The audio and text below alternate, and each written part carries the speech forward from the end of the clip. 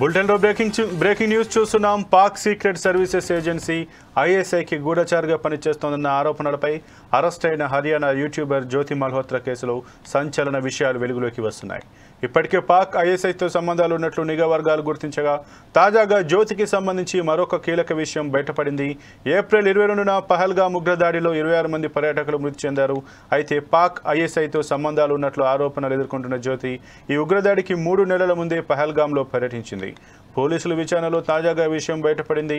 దీంతో పహల్గామ్ ఉగ్రదాడికి జ్యోతికి ఏమైనా లింక్ ఉందా, పహల్గామ్ అటాక్ ముందు ఆమె రెక్కీ నిర్వహించి పాకిస్తాన్కు ప్లాన్ ఇచ్చిందా అన్న కోణంలో పోలీసులు దర్యాప్తు చేస్తున్నట్టు తెలుస్తోంది.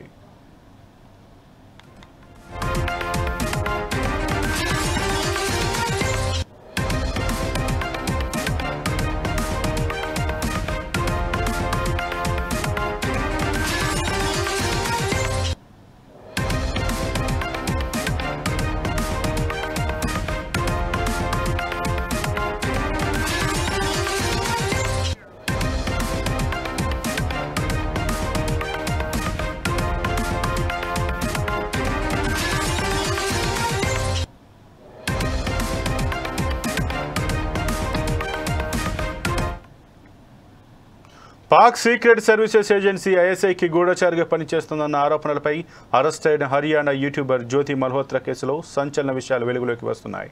ఇప్పటికే పాక్ ఐఎస్ఐతో సంబంధాలు ఉన్నట్లు నిఘా వర్గాలు గుర్తించగా తాజాగా జ్యోతికి సంబంధించి మరొక కీలక విషయం బయటపడింది. ఏప్రిల్ 22న పహల్గామ్ ఉగ్రదాడిలో 26 మంది పర్యాటకులు మృతి చెందారు. అయితే పాక్ ఐఎస్ఐతో సంబంధాలు ఉన్నట్లు ఆరోపణ ఎదుర్కొంటున్న జ్యోతి ఈ ఉగ్రదాడికి 3 నెలల ముందే పహల్గామ్లో పర్యటించింది. పోలీసుల విచారణలో తాజాగా ఈ విషయం బయటపడింది. దీంతో పహల్గామ్ ఉగ్రదాడికి జ్యోతికి ఏమైనా లింక్ ఉందా, పహల్గామ్ అటాక్ ముందు ఆమె రెక్కీ నిర్వహించి పాకిస్తాన్కు ప్లాన్ ఇచ్చిందా అన్న కోణంలో పోలీసులు దర్యాప్తు చేస్తున్నట్టు తెలుస్తుంది. పాక్ ఐఎస్ఐ ఏజెంట్గా పనిచేస్తున్నారన్న ఆరోపణ ఎదుర్కొంటున్న యూట్యూబర్ జ్యోతి మల్హోత్రాతో పాటు మొత్తం 11 మంది గూఢచారుల వివరాలను నిఘా వర్గాలు బయటపెట్టాయి. వీరంతా హర్యానా, పంజాబ్, ఉత్తరప్రదేశ్, గుజరాత్ రాష్ట్రాలకు చెందిన వారుగా గుర్తించారు. వీరందరిపైన దేశద్రోహం కేసు నమోదు చేశారు. ఇక ఇదే అంశానికి సంబంధించి మరింత సమాచారం మా ఇన్పుట్ ఎడిటర్ శ్రీనివాస్ అందిస్తారు. శ్రీనివాస్, చెప్పండి, ఏదైతే గూఢచారి నేపథ్యంలో దేశద్రోహ ఎవరైతే పాక్ సంబంధించి పాక్ తోటి సంబంధాలు ఉన్నాయంటూ కూడా ఆరోపణ ఎదుర్కొని అరెస్ట్ కాబట్టినటువంటి జ్యోతి మల్హోత్రా కేసులోనైతే సంచలన విషయాలు బయటకు వచ్చినట్టుగా తెలిసింది. దీని గురించి మీ దగ్గర ఉన్నటువంటి పూర్తి సమాచారం ఏంటి? ఏదైతే ఇప్పటివరకు ఉగ్రవాదులే దేశానికి కీడు చేస్తున్నారో, దేశాన్ని ఆర్థికంగా కావచ్చు, లేకపోతే ఇతరత్ర దేశాన్ని, మన భారతదేశాన్ని అస్థిరపరిచే ప్రయత్నం చేస్తున్నారు అని వారి మీద తీవ్రంగా శిక్షించాలని చెప్పేసి మనం పదే పదే మాట్లాడుతున్నాం. కానీ అసలు దేశద్రోహులు దేశంలో ఉంటూ ఇక్కడ గాలి పీల్చుకుంటూ, ఇక్కడ తిండి తింటూ, ఇక్కడ సంపాదన చేసుకుంటూ ఇక్కడ దేశానికి ద్రోహానికి పాల్పడుతున్న దేశద్రోహులు మాత్రం ఎట్టి పరిస్థితులు కూడా విడిచిపెట్టడానికి వీల్లేదు అనేది మన దేశవ్యాప్తంగా వినిపిస్తున్న ఒక నినాదం. ఎందుకంటే మనం ఉగ్రవాదుల మీద డైరెక్ట్ గా దాడులు చేశాము, ఉగ్రవాదులు వీళ్ళని తెలుసు, పాకిస్తాన్ వస్తున్న పాకిస్తాన్ వాళ్ళు ప్రోత్సహిస్తున్నారని తెలుసు, వాళ్ళే ఫండింగ్ చేస్తున్నారని తెలుసు, వాళ్ళ మీద మనం నేరుగా అటాక్ చేయగలం. కానీ ఇంతకాలం దేశంలోనే ఉండి, ఈ దేశంలో పుట్టి, ఈ దేశంలో పెరిగి, ఈ దేశానికి సంబంధించిన వాళ్ళ ఉండి కూడా వాళ్ళు పాకిస్తాన్ కి హెల్ప్ చేస్తున్నారు, ఇటు ఉగ్రవాదాన్ని పెంచి పోషించేలా, అదేవిధంగా ఇక్కడ ఉగ్రవాదులు దేశంలో దాడి చేసే విధంగా వీళ్ళు ప్లాన్ చేసి ఇస్తున్నారంటే ఇక్కడ ఉన్న వారిని ఏమనాలి? అసలు దేశద్రోహుల కంటే ఇక్కడ నీచాతినీచమైన వాళ్ళు, వాళ్ళని ఏ విధంగా శిక్షించినా సరే తప్పు లేదనేది మాత్రము దేశ ప్రజలందరూ కూడా ముక్త కంఠంతో వ్యక్తపరుస్తున్నారు. ఇది ఒక ఆందోళన. ఎందుకంటే ఏదైతే జ్యోతి మల్హోత్రా కేసు బయటపడ్డ తర్వాత మనకి అనేక మంది సీక్రెట్ ఏజెన్సీస్ మన ఇంట్లోనే ఉండి ఇంటి దొంగలు ఈశ్వరుడైన పట్టలేడు అనే విధంగా వీళ్ళు ఇంతకాలం మన దేశంలోనే ఉండి మన తిండి తింటూ మన పౌరులై ఉండి కూడా పాకిస్తాన్ హెల్ప్ చేసుకుంటూ వచ్చారు. వీరిలో 11 మంది ఈ పాకిస్తాన్ కి ఏజెన్సీలుగా పనిచేశారు అని చెప్పేసి కూడా ప్రస్తుతం నిఘా వర్గాలు స్పష్టం చేయడం జరిగింది. ఇందులో మనం చూసుకుంటే కనుక 11 మంది కూడా ఒక ముగ్గురేమో హర్యానాకి చెందిన వారు, 5 మంది పంజాబ్ రాష్ట్రానికి చెందిన వాళ్ళు, ఒక 2 యూపీకి చెందిన వాళ్ళు, ఒకరు గుజరాత్ రాష్ట్రానికి చెందిన వాళ్ళు. ఈ 11 మంది కూడా దేశంలో ఎక్కడ ఏం జరుగుతుంది, సైనిక స్థావరాల దగ్గర ఏం జరుగుతుంది, ప్రభుత్వం ఏ నిర్ణయం తీసుకుంటుంది, అదేవిధంగా ఇటీవల జరిగిన పహల్గామ్ దాడికి సంబంధించి అంతకు ముందు జరిగిన ఉదంతాలు కావచ్చు, వీళ్ళు ఏమైనా రెక్కి నిర్వహించడం కావచ్చు, అదేవిధంగా పహల్గామ్ దాడి తర్వాత భారత్ చేస్తున్న స్ట్రైక్ కి సంబంధించిన వివరాలు కావచ్చు, అన్ని కూడా పాకిస్తాన్లకి చేరవేయడం జరిగింది. పాకిస్తాన్ ఉన్న ఐఎస్ఐ వాళ్ళకి మొత్తం కూడా ఇక్కడ నుంచి సమాచారం అందించడం జరిగింది. మనం ఒకసారి చూసుకుంటే కనుక 11 మందిలో యూట్యూబర్ జ్యోతి మల్హోత్రా మెయిన్. మనం ఇక్కడ మొన్న పట్టుకున్న వారిలో జ్యోతి మల్హోత్రా, ఈమె ఒక యూట్యూబ్ బ్లాగర్. ఈమె మొత్తం పర్యటన చేసుకుంటూ యాత్ర మీద చేస్తుంటుంది. ఆ పేరుతోనే ఆమె ఇక్కడ ఉన్న పాక్ అంబసీలో సంబంధించిన ఒక ఉద్యోగితో కాంటాక్ట్స్ పెట్టుకుని అక్కడ నుంచి పాకిస్తాన్కి వెళ్ళి పాకిస్తాన్ ఐఎస్ఐ ఏజెంట్లతో కలిసి అక్కడ నుంచి వాళ్ళతో ఒక ఒప్పందాన్ని కుదుర్చుకుని మళ్ళీ భారతదేశానికి వచ్చి ఇక్కడ నుంచి జరుగుతున్న కార్యకలాపాలన్నీ కూడా ఆమె పాక్ చేరవేసింది అనేది స్పష్టంగా ఇక్కడ నిఘా వర్గాల వద్ద పూర్తి సమాచారం ఉంది. పెహల్గాం దాడికి ముందు కూడా ఆమె అక్కడ రెక్కి నిర్వహించిందా అనే అనుమానం కూడా కలుగుతుంది. దాని మీద కూడా ఈ రోజు ఒక స్పష్టత రానుంది. ఇక్కడ మొత్తానికి చూసుకుంటే కనుక ఎన్నింటి వాసాలు లెక్క పెట్టే వీళ్ళని ఏం చేయాలనేది ఇప్పుడు ప్రధానంగా ప్రజలు ఆలోచిస్తున్నారు. ఒక్క జ్యోతి మల్హోత్రా గురించి మనం ఒకసారి చూసుకుంటే జ్యోతి మల్హోత్రా ఒకటే కాదు, దాని తర్వాత తారీఖ్ ఐఎస్ఐ పాక్ ఏజెంట్ గా కూడా వ్యవహరిస్తుంది. అదేవిధంగా మనం చూసుకుంటే కనుక తారీఖ్ ఈయన కూడా హర్యానాలో సంగర్క గ్రామవాసి. ఇతను కూడా పాకిస్తాన్ కోసము గూఢచార్యంగా పనిచేస్తున్నాడు.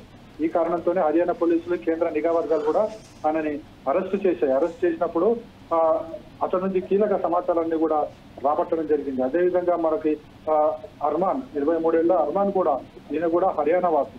ఇతను కూడా మన పాకిస్తాన్ జరుగుతున్న యుద్ధ సమయంలో కొన్ని కీలక సమాచారాలు ఆయన పాకిస్తాన్ కు చేరవేయడం జరిగింది. దీనికి సంబంధించి కూడా పోలీసుల వద్ద పూర్తి సమాచారం ఉంది. ఇతను నోహాలో అరెస్ట్ చేశారు. ఇక పంజాబ్ కు సంబంధించి మత్గర్ ప్రాంతానికి చెందిన దేవేంద్ర సింగ్, ఈయనని మొదటి రోజు పట్టుకోవడం జరిగింది. దేవేంద్ర సింగ్ ఇతను కూడా పాటియాలలో ఉంటాడు.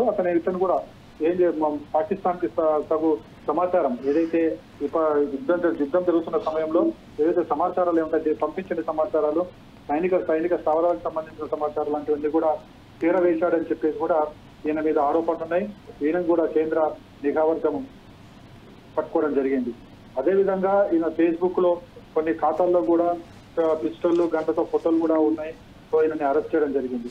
ఇక మరొకటి చూసుకుంటే కనుక యామీన్ మహమ్మద్, ఈయన పాకిస్తాన్ సంబంధించిన అనేక విషయాలన్నీ కూడా ఇక్కడ సంబంధించిన విషయాలన్నీ కూడా పాకిస్తాన్ కి చేరవేయడం జరిగింది. ఈ విషయం పంజాబ్ పోలీసులు తెలుసుకుని వెంటనే ఆయన్ని అరెస్ట్ కూడా చేయడం జరిగింది. ఇక సుఖ్ప్రీత్ సింగ్, ఈయన కూడా పంజాబ్ లోని ఈ గుర్దాస్పూర్ లో ఈయన ఉంటాడు. ఇతను కూడా ఏదైతే పాకిస్తాన్ కి సంబంధించి గూఢచారిగా పనిచేస్తున్నట్లు పంజాబ్ పోలీసులు గుర్తించడం జరిగింది. అదేవిధంగా చూసుకుంటే కనుక కరణ్బీర్ సింగ్, ఈయన కూడా మనకి ఐఎస్ఐతో పాటు సంబంధాలు ఉన్నాయని చెప్పేసి కూడా పోలీసులు భావిస్తున్నారు. భారత ఆర్మీకి చెందిన కీలక సమాచారం ఐఎస్ఐ ఏజెంట్లకి ఈయన సమాచారం అందించినట్టు కూడా తెలుస్తుంది. పోలీసులు ఇతన్నేమో గుర్దాస్పూర్ లో అరెస్ట్ చేయడం జరిగింది. అదేవిధంగా చూసుకుంటే కనుక గజాల పంజాబ్ లో చెందించిన మరొక వ్యక్తిని కూడా అరెస్ట్ చేయడం జరిగింది. ఆయనను కూడా అరెస్ట్ చేసి ఆయన దగ్గర నుంచి కూడా కీలక సమాచారాలు సేకరించడం జరిగింది. ఇక మరోవైపు చూసుకుంటే కనుక నౌమన్ ఇల్లాహి, ఈయన 24 ఏళ్ళు, ఇతను ఉత్తరప్రదేశ్ వాసి. ఇతను కూడా ఏదైతే హర్యానాలో సెక్యూరిటీ గార్డ్ గా పనిచేస్తుంటాడు, ఇతను పాకిస్తాన్ ఐఎస్ఐతో సంబంధం పెట్టుకున్నాడు. పాకిస్తాన్ కావాల్సిన సమాచారం ఏమిటో ఆ సమాచారం అంతా ఆయన ఇక్కడ నుంచి పంపించేవాడు. దానికి ప్రతిగా అక్కడి నుంచి నగదు తీసుకున్నట్టు కూడా పోలీసుల దగ్గర సమాచారం ఉంది. అదేవిధంగా మనం చూసుకుంటే కనుక షహజాద్, ఇతను కూడా యూపీ మురాదాబాద్ కి సంబంధించిన భారత్ లో ఉంటాడు. అతను కూడా పాకిస్తాన్ కి సీక్రెట్ ఏజెన్సీగా పనిచేస్తున్నాడు. ఇతన్ని కూడా పోలీసులు స్వాధీనం చేస్తూ ఇతన్ని కూడా అరెస్ట్ చేయడం జరిగింది. ఇతని నుంచి కూడా కొన్ని వస్తువులను, అదేవిధంగా కొన్ని అక్రమ రవాణా చేస్తూ ఉంటారని చెప్పేసి కూడా పోలీసులు భావిస్తున్నారు. ఇతన్ని కూడా అరెస్ట్ చేయడం జరిగింది. ఇదంతా కూడా సీక్రెట్ ఏజెన్సీగా, అంటే పాకిస్తాన్ సంబంధించి వీళ్ళు ఏజెన్సీగా మన దగ్గర పనిచేస్తున్నారు. ఇది మన దేశంలోనే ఉంటూ మన తిండి తింటూ మన గాలి పీలుస్తూ ఇక్కడ మన వాళ్ళకి ఇక్కడ ఉగ్రవాదంతో వాళ్ళు మన మీద దాడి చేసేలా వీళ్ళంతా కూడా ఒక ప్లాన్ పాకిస్తాన్ కి అందిస్తున్నారు. వీళ్ళందరినీ కూడా నిఘా వర్గాలు అరెస్ట్ చేశారు. అరెస్ట్ చేసిన తర్వాత వీళ్ళ నుంచి కూపీ లాగుతున్నారు. ఇంకా ఎవరెవరు ఉన్నారో దేశంలో అనేది కూడా ఒక కూపీ లాగడం జరుగుతుంది. వీళ్ళందరినీ కూడా ఈ 11 మందే కాదు ఇంకా చాలా మంది ఉండి ఉంటారని చెప్పేసి కూడా నిఘా వర్గాలు భావిస్తున్నాయి. ప్రతి రాష్ట్రంలో కూడా జల్లెడపడుతున్నాం. ముఖ్యంగా ఏదైతే సరిహద్దు రాష్ట్రాలు ఉంటాయో పంజాబ్, హర్యానా, అదేవిధంగా రాజస్థాన్, గుజరాత్, యూపీ, ఇలాంటి రాష్ట్రాల్లో పూర్తి స్థాయిలో వాళ్ళు జల్లెడపడుతున్నారు. ఎక్కడ ఈ సీక్రెట్ ఏజెన్సీస్, పాకిస్తాన్ సంబంధించిన ఏజెన్సీస్ ఉన్నా, అనుమానితులున్నా ఖచ్చితంగా అరెస్ట్ చేసే విధంగా కూడా ప్లాన్ చేస్తున్నారు. ఎందుకంటే మనం చూసాము తెలంగాణలో కూడా బాంబ్ బ్లాస్ట్ పెద్ద ఎత్తున బాంబ్ బ్లాస్ట్ చేయడానికి కూడా కొంతమంది ఐఎస్ తీవ్రవాదులు ఇక్కడ ప్లాన్ చేసుకున్నారు. సో ఇలాంటి నేపథ్యంలో మొత్తం దేశవ్యాప్తంగా కూడా ఈ ఉగ్రవాద సంస్థలకు ఎవరైతే షెల్టర్ కల్పిస్తున్నారో వారికి, అదేవిధంగా ఇట్లా సీక్రెట్ ఏజెంట్ పాకిస్తాన్ తో సంబంధాలు పెట్టుకుని భారతదేశాలు గూఢచారిగా మొత్తం వ్యవహరిస్తూ ఇక్కడ విషయాలు అక్కడ చేరవేస్తున్న వాళ్ళందరినీ కూడా జల్లెడ పట్టే పనులు అయితే కేంద్ర నిఘా వర్గాలు ఉన్నాయి. దొరికిన వారిని దొరికినట్టు అరెస్ట్ చేస్తున్నారు. వారి నుంచి ఏమేమి సమాచారం రావాలో సమాచారం అంతా సేకరించే పనిలో నిఘా వర్గాలు ఉన్నాయని చెప్పొచ్చు. సంపాదన. Okay, thank you Srinivas.